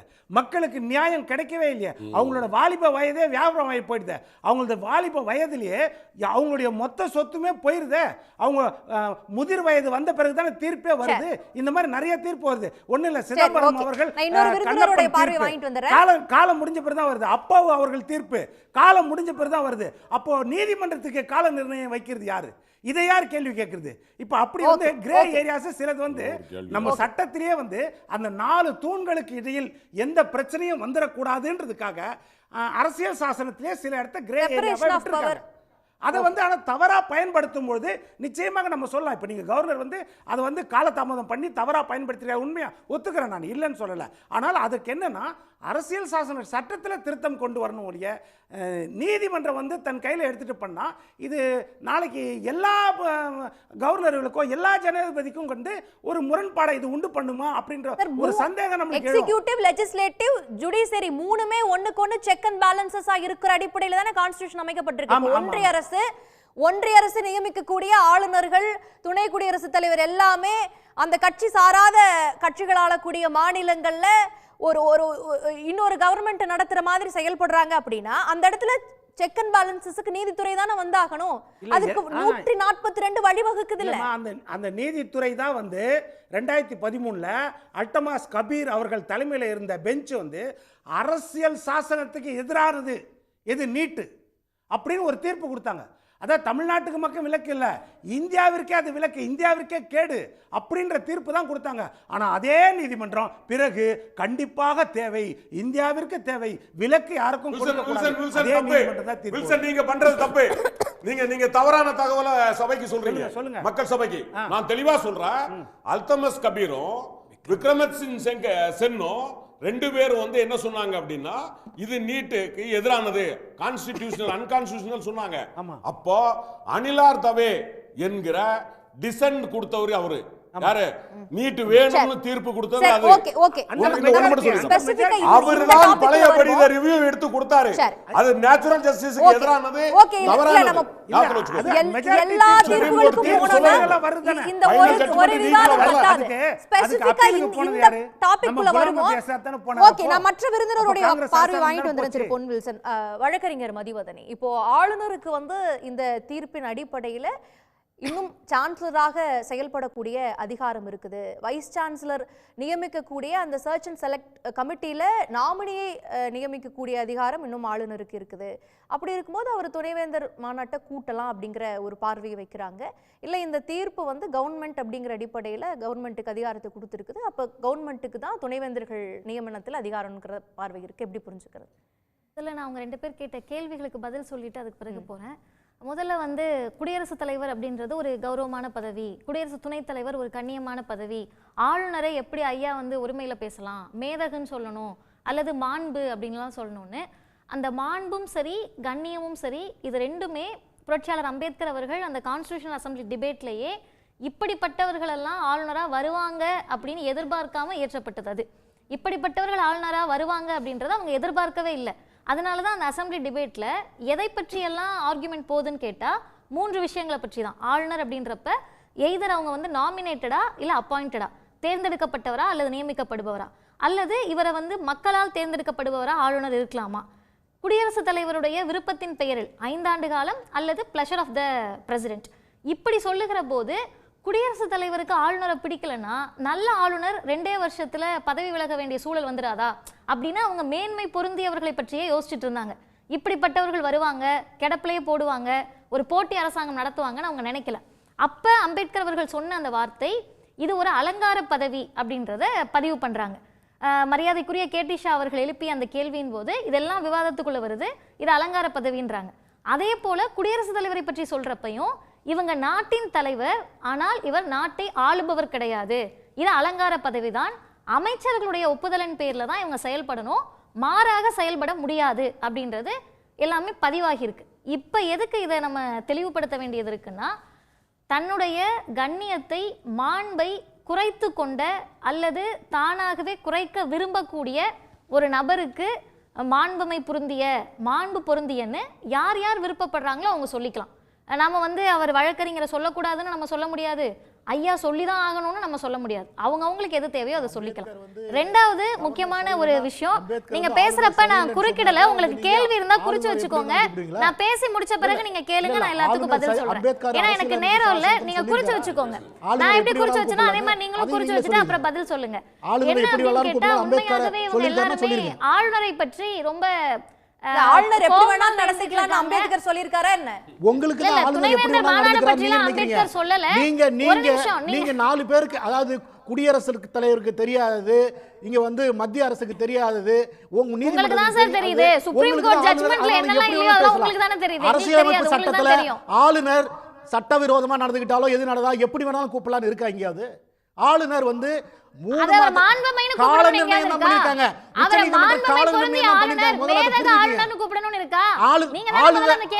அதுதான் நீங்க சொல்ற கடமை கண்ணியம் கட்டுப்பாடு மாண்பு. உங்களுக்கு கடமை கண்ணியம் கட்டுப்பாடு மாண்பு இருந்தா ஒரு மாண்புக்கு மேல ஆளுநர் தான் கூப்பிடணும். அதுதான் முறை, அதுதான் முறை. எல்லாத்துக்கும் சட்டத்துல இருக்காது. ஒரு மேதகு ஆளுநரை மரியாதை, நீங்க ஒரு பெண்ணுனா உங்களுக்கு ஒரு பெண்ணுக்கு மரியாதை கொடுத்து மாண்பை மதித்து நான் கூப்பிடணும். அதுதான் கண்ணியம் கட்டுப்பாடு கடமை. சார் அதெல்லாம் கண்ணியத்தோட நான் நடந்துக்கிற வரைக்கும் நீங்க என்ன கூப்பிடலாம். கண்ணியத்தோட ஆளுநர் கிட்ட பிறகு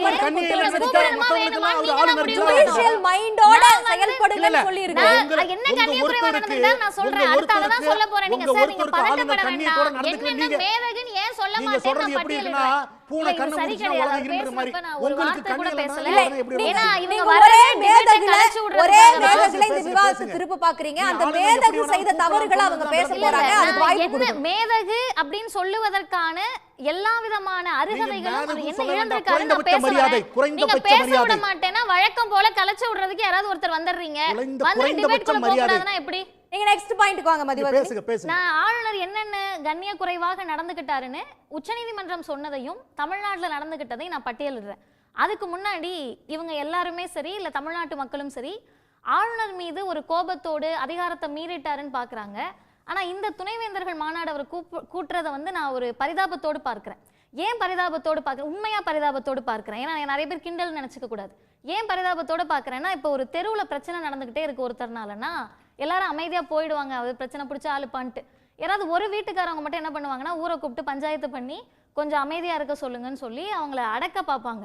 அப்படி ஊரே சேர்ந்து எல்லாரும் முடிவு பண்ணி அடக்க பார்த்தோன்னே இவங்க என்ன பண்ணுவாங்கன்னா, யார் அந்த தீர்ப்பை கொடுத்தாங்களோ அவங்கள ஒன்றும் பண்ண முடியாமல் யார் அந்த பிரச்சனையை கொண்டு போனாங்களோ அந்த வீட்டுக்கு முன்னாடி நின்று பஞ்சாயத்து பண்ணிக்கிட்டே இருப்பாங்க. அப்படி இன்னைக்கு நீதிமன்றத்தை போய் ஒன்றும் பண்ண முடியல. உச்சநீதிமன்றம் அன்கான்ஸ்டியூஷனல்னு சொன்னதையோ இல்லை உங்களுக்கென்று தனி அதிகாரம் கிடையாது, மேன்மை பொருந்திய மாண்புமை பொருந்திய மேதகு ஆளுநர் RN ரவிக்கு வீட்டோ பவர் இல்லை, தனி அதிகாரம் இல்லைன்னு சொன்ன உடனே அங்கே போய் எதுவும் பண்ண முடியல. சரி என்னதான் பண்ணுறதுன்ட்டு இவர் போய் பார்க்க போனார். குடியரசுத் தலைவரை பார்க்க முடியல, அவங்க அமித்ஷாவை பார்க்கல, மோடியை பார்க்கல, அதெல்லாம் விட்டுருங்க. இவர் குடியரசு துணைத் தலைவரை பார்க்குறாரு. இப்போ அவர் வந்து துணைவேந்தர்கள் மாநாட்டுக்கு வராரு. இது நல்ல காம்போ. எப்படி காம்போன்னு கேட்டிங்கன்னா, இவருக்கும் சட்டப்படி இவருக்கு என்னென்ன பொறுப்புகள் கடமைகள் இருக்குன்னு தெரியாமையே இத்தனை வருஷம் ஆளுநராக இருந்துட்டார். ஜெகதீப் தன்கர் மரியாதைக்குரிய குடியரசு துணைத் தலைவர், அவரையும் மேதகுன்னு சொல்லணுமான்னு தெரியல, சொல்லிக்கலாம், ஒன்றும் பிரச்சனை கிடையாது. காசா மேதகு மாண்புமை பொருந்திய வேற ஏதாவது மேன்மை பொருந்திய குடியரசு துணைத் தலைவர் ஜெகதீப் தன்கர் அவர்கள். சார் நீங்க பேசிட்டே இருங்க, நான் பேசிட்டே இருப்பேன், உங்களோட எனக்கு சத்தமா தான் கேட்கும். அவர் வந்து என்ன பண்றாருன்னா, மேற்கு வங்கத்தில் இதை விட ஒரு போட்டி அரசாங்கம் பேரலல் கவர்மெண்ட் நடத்தினவர். ஸோ 2 போட்டி அரசாங்கம் நடத்தினவங்க தாராளமாக துணைவேந்தர்கள் மாநாட்டுக்கு வரலாம். இது அதிகார மீறலா அப்படின்ற கேள்விக்கு நம்ம வரப்ப இப்போதும் அவர் தான் வேந்தர். ஆமாம், இல்லைன்னே சொல்லலை. நீங்கள் தான் வேந்தர், நீங்கள் தான் மாப்பிள்ள, ஆனால் போட்டிருக்க சட்டம் உங்களுக்கு கிடையாது. நீங்கள் தான் வேந்தர், நீங்கள் துணைவேந்தரை நியமிக்க முடியாது, அதுவும் சட்டம் தான் சொல்லியிருக்கு. நீங்க தான் வேந்தர், ஆனா துணைவேந்தர்களை நியமிக்கிறதுல போன வருஷம் மாநாடு நடத்தணும், அதே மாதிரி இந்த வருஷம் நடத்தணும். ஆமா, 2022ல இருந்து நடத்துறாரு. எதுக்கு 2022ல இருந்து நடத்துறாருன்னா, அந்த வருஷம் தான் தமிழ்நாட்டு சட்டமன்றத்தில் தமிழ்நாட்டினுடைய முதலமைச்சர் அவர்கள் என்ன மசோதா கொண்டு வந்தாங்கன்னா, ஆளுநர்கள் துணைவேந்தர்களை நியமிக்காமல் அரசே துணைவேந்தர்கள் நியமிக்கணும்னு மசோதா வந்துச்சு. ஐயோ அதிகாரத்தை பறிச்சிருவாங்களோன்ட்டு அதுல இருந்து மாநாடு நடத்துறாரு. இந்த மாநாடு நடத்தக்கூடிய நோக்கங்கள், அதை பற்றி தான் நம்மை போன்றவர்களுக்கு பிரச்சனை. என்ன நோக்கம் அப்படின்னு கேட்டா, நீங்கள் கல்வி சார்ந்து இவ்வளோ பேசுறீங்கல்ல, மேதகு அந்த பொருந்திய அவர் இதுவரைக்கும் ஆளுநராக இருந்து கல்வித்துறையில் இதெல்லாம் செய்யணும்னு பேசியிருக்காருல்ல, அது ஏதாவது ஒன்று தமிழ்நாட்டு பல்கலைக்கழகங்களுக்கு ஏற்ற வகையிலையோ உகந்த வகையிலையோ மாணவர்கள் நலனுக்கானதாக இருந்திருக்கா? நான் வெளிப்படையாக கேட்கிறேன். இவ்வளவு மாண்பு பொருந்திய ஒரு ஆளுநர் ஜெய் ஸ்ரீராம் அப்படின்ற ஒரு முழக்கத்தை நீங்க மதுரையில கல்லூரிக்குள்ள போய் 3 முறை முழங்குறீங்க. இத கேட்டா என்ன சொல்லலாம்னா, ஜெய் ஸ்ரீராம் என்ற முழக்கத்தை சொல்லுவதற்கு ஆளுநருக்கு உரிமை இல்லையா அப்படின்னு கேட்டா, இந்த முழக்கத்தை நான் என்ன மாண்பு இல்லாம நடந்துக்கிட்டாருன்னு சொல்றேன். எப்படி சரியா இருக்கும்? சட்டவிரோதம் இல்லையா? என்னது அன்பார்லிமெண்டரி வேர்டா? ஜெய் ஸ்ரீராம்ங்கிறது ஒரு அன்பார்லிமெண்டரி வேர்டா? நீங்களும் நானும் சொல்லலாம் சார். ஜெய் ஸ்ரீராம் நீங்க என்ன சொல்லுவீங்க? எப்படி சார் போயிட்டு ஒரு நீங்க பொது மேடையில சொல்ல முடியும்? ஜெய் ஸ்ரீராம் சொல்றது என்ன? ஒரு சட்டவிரோத சொல்ல? ஒரு ஆளுநர் ஜெய் ஸ்ரீராம் சொல்றது என்ன? சொன்னா என்ன தவறு? எப்படி சொல்ல முடியும்? ஜெய் ஸ்ரீராம் ஒரு சட்டவிரோத சொல்ல. நீங்க சொல்லுங்க. ஜெய் ஸ்ரீராம் சொல்லவே கூடாது சொல்லுங்க. அல்லாஹு அக்பர்னு ஒரு இடத்துல முழக்கத்தோட சொன்னாரு. அது அவங்க விருப்பம். அது அல்லாஹு அக்பர் சொல்வாரு, ஜெய் ஸ்ரீராம் சொல்வாரு. கல்லூரிக்கும் போயிட்டு அல்லாஹு அக்பர்னு முழக்கம் போடுங்க. நான் சொல்றேன், உங்களுக்கு எது விருப்பம் அல்லாம சொல்லுவாங்க. அத நீங்க ஏத்துப்பீங்களா? எனக்கு முருகனை பிடிக்கும், பிள்ளையார பிடிக்கும். நான் என்ன சொல்றேன்? அல்லாஹ் அக்பர் சொல்லுங்க. நானும் சொல்றேன் அல்லாஹ் அக்பர். எனக்கு பிடிக்கும். நான் என்ன சொல்லுவேன்? நான் அல்லாஹ் அக்பர் சொல்லுவேன். ஜெய் ஸ்ரீராம் சொல்லுவேன். ஜெய் ஸ்ரீராம் முழக்கத்துக்கு இவ்வளவு ஆதரவா இருக்கீங்க. அது ஒரு பெரிய பிரச்சனையா பண்றீங்க? பிஜேபி ரெப்ரசன்ட் பண்றீங்களா? ஆர்எஸ்எஸ் ரெப்ரசன்ட் பண்றீங்களா? இன்னைக்கு பள்ளிக்கூடங்கள்ல சரியான கல்வி இருக்கா? அத பத்தி பேசுறீங்களா? பள்ளிக்கூடங்களுக்கு பாலியல் பலாத்காரம் அத பத்தி பேசுறீங்களா? நீங்க ஒரு பெண் அத பத்தி பேசுறீங்களா? கல்லூரிகள்ல மாணவிகளுக்கு பாலியல் குற்றங்கள் கரெக்ட்டா வாங்க. சிதம்பரத்துல நடந்தது பாலியல் குற்றம். சிதம்பரம் நடராஜர் கோவில்ல நடந்தது தேவையில்லாத விஷயத்தை இதுல பேசுறீங்க. நான் பேசுறேன். ஜெய் ஸ்ரீராம் வந்து ஆளுநர் சொன்னதுக்கு டிபேட்டுக்கு சம்பந்தம் இல்ல. ஜெய் ஸ்ரீராம் ஆளுநர் சொன்னதுக்கு டிபேட்டுக்கு சம்பந்தம் இல்ல. நீங்க அதுக்கு ஆதரவு தெரிவித்தவர் ஆளுநர். நீங்க ஏன் பேசுறீங்க? டிபேட்டுக்கு என்ன அத மட்டும் பேசுங்க. ஜெய் ஸ்ரீராம் ஆளுநர் எப்பவே சொன்னாரு? அந்த பிரச்சனை முடிஞ்சு போச்சு. நான் டிபேட்க்குள்ள தான் பேசுறேன். ஏன் அவரை டிபேட்டுக்கும் ஆளுநர் ஜெய் ஸ்ரீராம் சொல்றது என்ன? கான்ஸ்டிடியூஷன் படி நடக்காதவர் மாண்பை பொருந்தியவர் அல்ல. சுப்ரீம் கோர்ட் கொடுத்த ஜட்ஜ்மென்ட் ஆளுநரோட நடவடிக்கை, ஆளுநரோட அதிகாரத்தை பத்தி பேசிட்டாங்க. குழந்தை திருமணங்களுக்கு ஆதரவாக பேசக்கூடியவர் மாண்புமை பொருந்தியவர் அல்ல. கோவிலில் சிதம்பரம் கோவிலில் நடந்த குழந்தை திருமணங்களை ஆதரிக்கக்கூடிய ஒரு நபர், ஒரு ஆளுநர் மாண்புமை பொருந்தியவர் அல்ல. உங்களுடைய விருப்பம், நான் பேசுறேன். உங்களுடைய கண்ணியம், கட்டுப்பாடு, கடமை, அதுக்குள்ள நீங்க என்ன வேணாலும் யார வேணாலும் பேசுங்க. சார், உங்களுக்கு உங்க விருப்பம். உங்களுக்கு கொடுக்கப்பட்ட அடிப்படை உரிமை. நீங்க யார வேணாலும் கண்ணியத்தோட பேசுங்க, மாண்போட பேசுங்க, மரியாதைலாம் பேசுங்க. அதுதான் உங்களுக்கு கண்ணியம்னா பேசுங்க. உங்களை யார் தடுத்தா? ஆளுநர் தரக்குறைவா பேசுங்க, மாண்புமிகு ஆளுநர் சொல்லாதீங்க, மேதகு ஆளுநர் சொல்லாதீங்க. ஏன்னா அவர் வந்து சட்டவிரோதமா நடக்கிறாரு. உங்களுக்கு அதுதான் பேசுங்க. சரி, பேசுறேன். பாயிண்ட் சொல்லுங்க. கரெக்டா 2 விஷயங்கள் மட்டும் நான் சொல்லிடுறேன். இந்த மாநாட்டை பொறுத்தவரை துணைவேந்தர்கள் மாநாடு ஒரு சந்தேகம் இருக்கு, அதை அவங்களே கூட தீர்த்து வைக்கலாம். மாநில அரசினுடைய காசுல தான் நடக்கும்னு நினைக்கிறோம். துணைவேந்தர் மாநாடு வந்து கவர்னர் மாளிகையிலேருந்து கவர்னர் மாளிகையே மாநில அரசினுடைய செலவுல தான் நடந்துகிட்டு இருக்கு. இப்படி எல்லா செலவுகளையும் செய்து ஏற்கனவே முதலமைச்சர் துணைவேந்தர்களுக்கு ஒரு கூட்டம் நடத்துறாரு. அந்த கூட்டத்தில் மிக தெளிவாக பகுத்தறிவு சார்ந்த பிரச்சாரங்கள் கல்லூரிகள்ல இருக்கணும், மாணவர்களுக்கு உகந்ததாக இருக்கக்கூடியதை மட்டும்தான் நீங்க பேசணும், வளர்ச்சியை நோக்கிய பாதையில பல்கலைக்கழகங்களை கொண்டு போகணும்னு பேசுறாங்க. 2022, 23, 24 3 வருஷம் துணைவேந்தர்கள் மாநாடு ஆளுநர் தலைமையில் நடந்துச்சு. இதை ஃபுல்லா அவங்க பேசினது எதை பத்தின்னு கேட்டீங்கன்னா, ஒரு மாநில அரசு ஏற்றுக்கொள்ளாத புதிய கல்விக் கொள்கையை பற்றி. இப்போ ஒரு ஆளுநர் என்பவர் உங்களுடைய பார்வைக்கே வைத்துக் கொண்டாலும் கான்ஸ்டிடியூஷன் படி அவர்தான் மாநிலத்தினுடைய ஹெட்ன்னு சொல்றீங்கல்ல. ஒரு மாநிலத்தினுடைய ஹெட்ன்னு சொல்லக்கூடிய நீங்க ஒரு நாமினல் பதவியில் இருக்கக்கூடியவர், ஒரு எக்ஸிகியூட்டிவ் ஹெட், நிர்வாக தலைவராக இருக்கக்கூடியவர் அந்த மாநில அரசோடு தானே ஒத்து போக முடியும். அந்த மாநில அரசோடு உங்களுக்கு ஒத்து போக முடியலன்னா பதவியை விட்டு போறது தானே உங்களுக்கு நாகரிகம். நீங்க மாநில அரசு பதவி விட்டு போங்கன்னு சொல்ல முடியாது. ஏன்னா மாநில அரசு மக்களால் தேர்ந்தெடுக்கப்பட்டவர்கள், இப்போ மக்களுடைய பிரதிநிதி. மாநில அரசு நீங்க பதவி விட்டு போங்க, நீங்க வந்து ஒரு இணக்கமாக செயல்படலன்னு சொல்லலாம். ஆனா அடிப்படையில பிரசிடென்ட் திரும்ப பெற்றிருக்கணும், இல்லைன்னா அரசு திரும்ப பெற்றிருக்கணும் இல்லையா? இல்ல, இவருக்கு இவ்வளவு கஷ்டமா இருந்தா நான் சொல்றேன், அவரை யாரும் போக சொல்லல. கண்டிப்பா அவர் தான் இருக்கணும். குறைந்தபட்சம் 2026 தேர்தல் வரைக்குமாவது இந்த ஆளுநர் தான் எங்களுக்கு வேணும். அதுதான் எங்களுடைய விருப்பமும் கூட. ஏன்னா அவர் தான் வந்து மக்கள் கிட்ட எளிமையாக எவ்வளவு மோசமான மனநிலையில் பிஜேபி RSS சித்தாந்தம் இருக்குன்னு அவர் பேசிக்கிட்டு இருக்காரு. பிஜேபி பிரச்சாரகர் பேச தயங்குறத கூட அவர் தான் பேசிக்கிட்டு இருக்காரு. இப்ப நம்ம கேட்டாங்கல்ல இந்த வார்த்தையெல்லாம் சொல்லக்கூடாத வார்த்தையை அன்பார்லிமெண்ட்ரியான்னு சொல்லிட்டு, RSS சாகாலையும் பிஜேபி கிளை செயலாளர் பேசக்கூடிய பேச்சை தான் ஆளுநர் பேசிக்கிட்டு இருக்காரு. தாராளமா பேசலாம். ஆனால் குறிப்பிட்ட இந்த மாநாட்டை பொறுத்தவரை துணைவேந்தர்களிடத்தில் ஆளுநர் பேசக்கூடிய செய்திகள் என்பது உச்சநீதிமன்ற தீர்ப்பு வந்த இந்த நேரத்தில் எந்த அதிகாரத்தை பயன்படுத்தி இவர் பேச போறார்?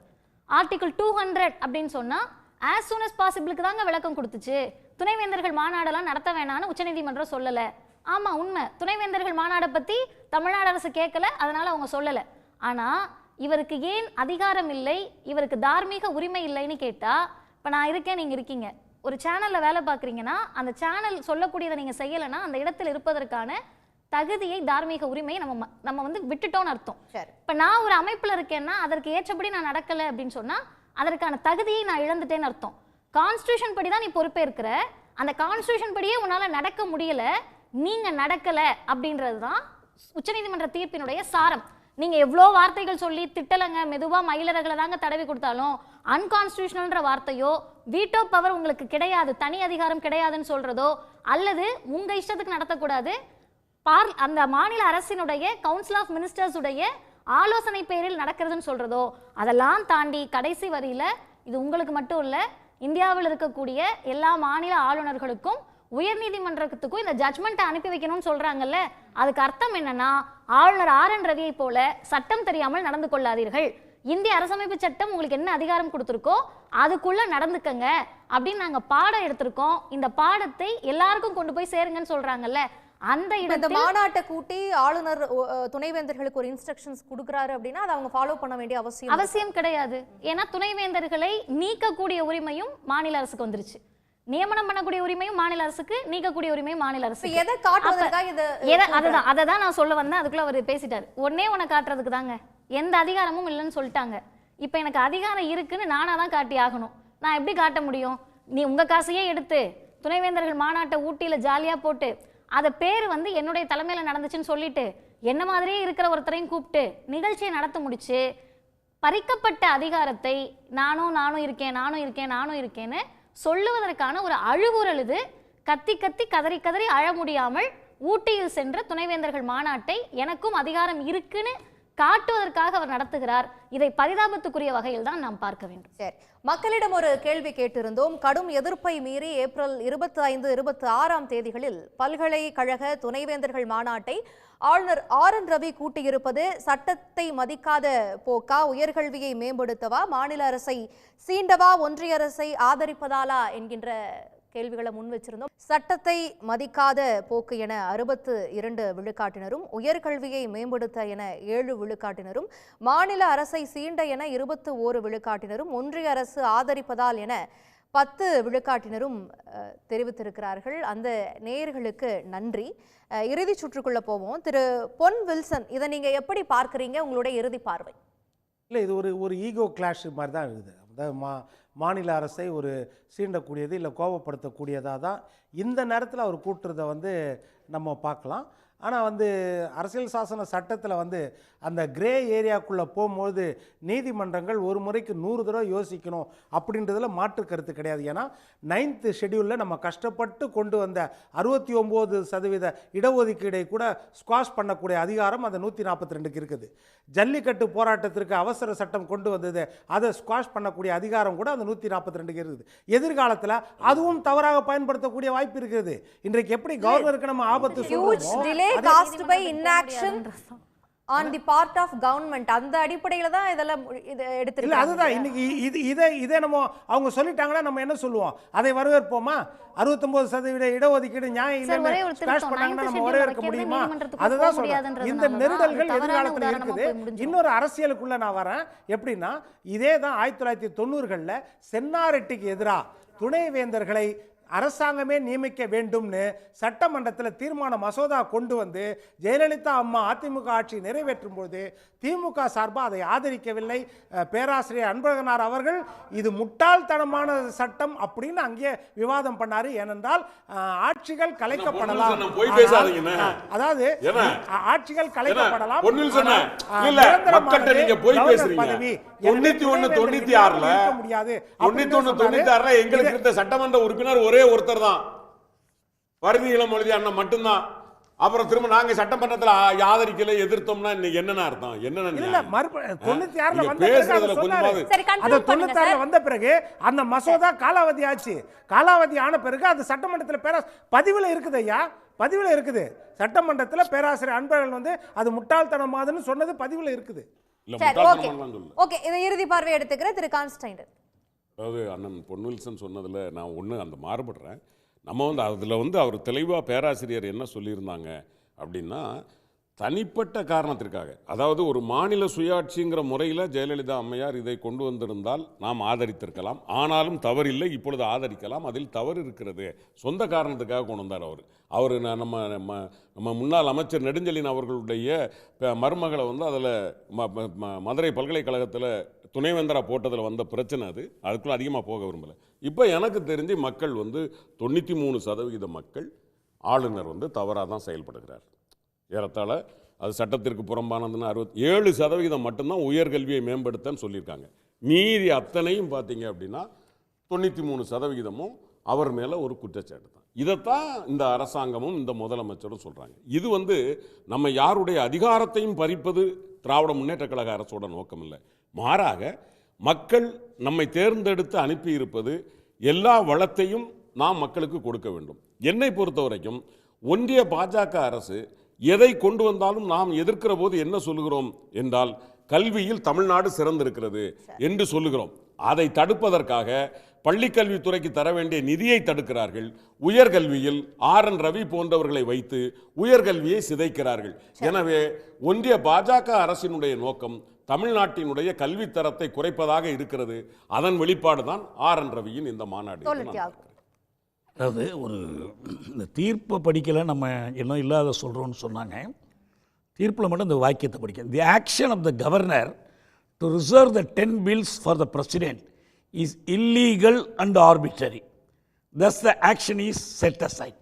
இதுதான் தீர்ப்பு. இல்லீகல் அண்ட் ஆர்பிட்ரரி யாரை பற்றி? ஹிஸ் எக்ஸலன்சி த கவர்னரை பற்றி அப்படி தான் சொல்லியிருக்காங்க. ரெண்டாவது காலதாமதம் படுத்துறாருன்னு தான் சொல்லியிருக்காங்க. இந்த இதே போன்ற இந்த 142 பயன்படுத்திய முதல் வழக்கு நமக்கு இதுக்கு முன்னால் ஒரு வழக்கு இருக்கு. அது வந்து கருணை மனுக்கள் மீது நடவடிக்கை எடுக்கிற சம்பந்தமா, அதாவது காலதாமதம் செய்வது என்பதற்கு எங்களுக்கு உரிமை இருக்குன்னு வாதிட்டாங்க. 2014 வாதிட்டாங்க. அப்படி அப்போதான் இவர் சொல்கிற மாதிரி ரெவ்யூவும் போட்டு பார்த்தாங்க, கியூரேட்டிவும் போட்டு பார்த்தாங்க.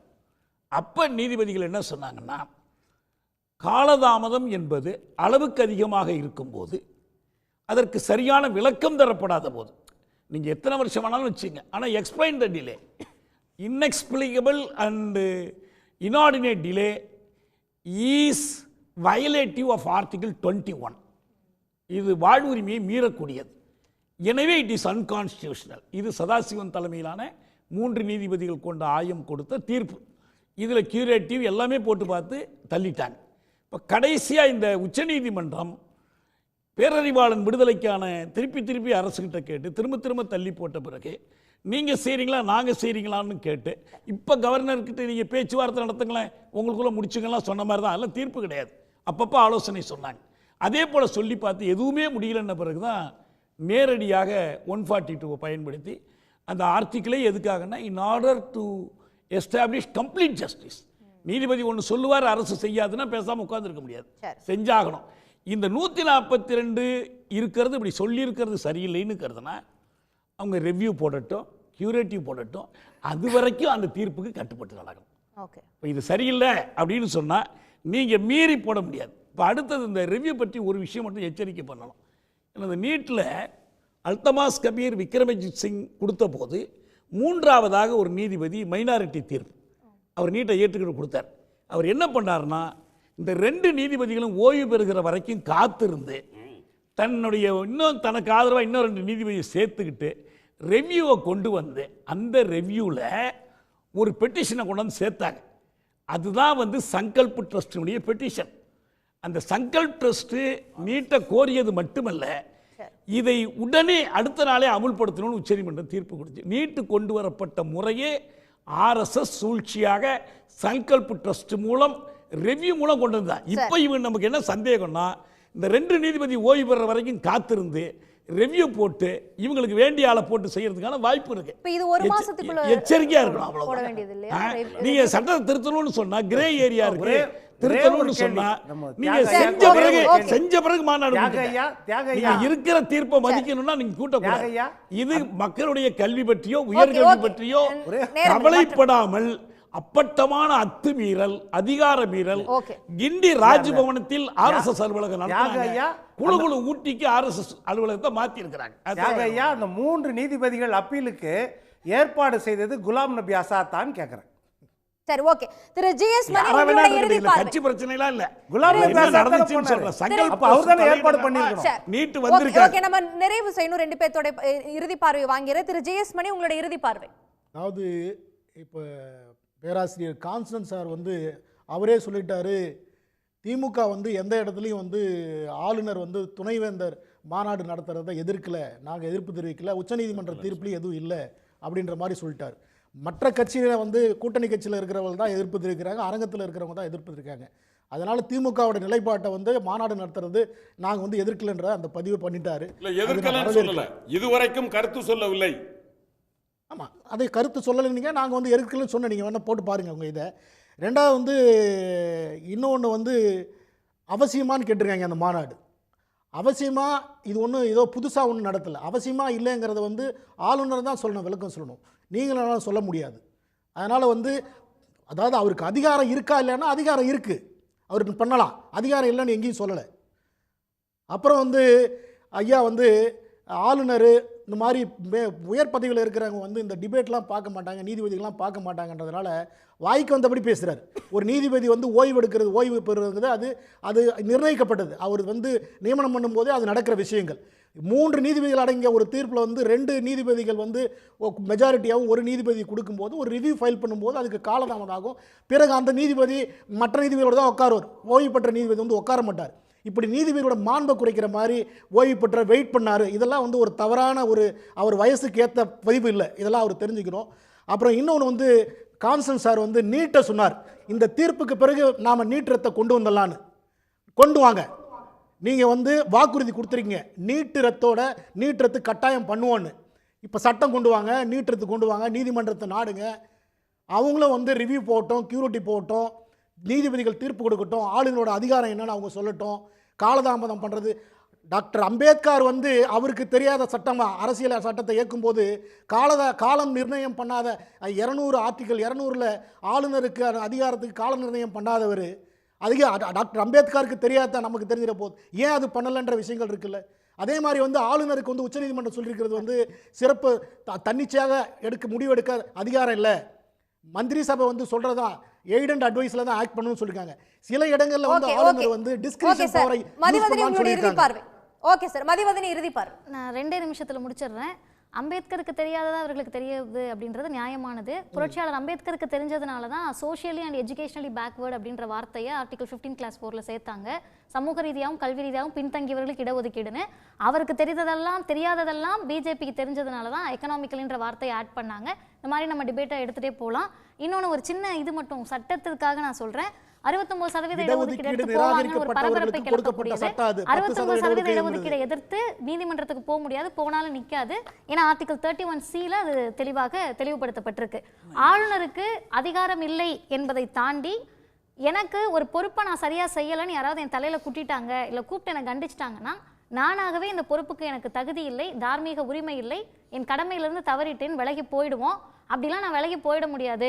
என்னை யார் என்ன சொன்னாலும் சரி, உச்சநீதிமன்றோட அன்கான்ஸ்டியூஷனலாக செயல்பட்டேன்னு சொன்னாலும் சரி, நான் அப்படி தான் இருப்பேன், நானும் இருக்கேன்னு காமிச்சுக்குவேன் அப்படின்றதற்காக ஒரு பேரலல் கவர்மெண்ட்டை, போட்டி அரசாங்கத்தை நடத்துவதற்காக திட்டமிட்டு ஆளுநர் செய்யக்கூடிய வேலை இது. இதற்கு சட்டப்படியும் தீர்வு காணுவார்கள், மக்களும் தகுந்த பாடத்தை புகட்டுவார்கள். நன்றி. பங்கு கொண்ட விருந்தினர்களுக்கும் பார்த்த நேயர்களுக்கும் நன்றி. மற்றொரு நிகழ்ச்சியில் சந்திப்போம். வணக்கம்.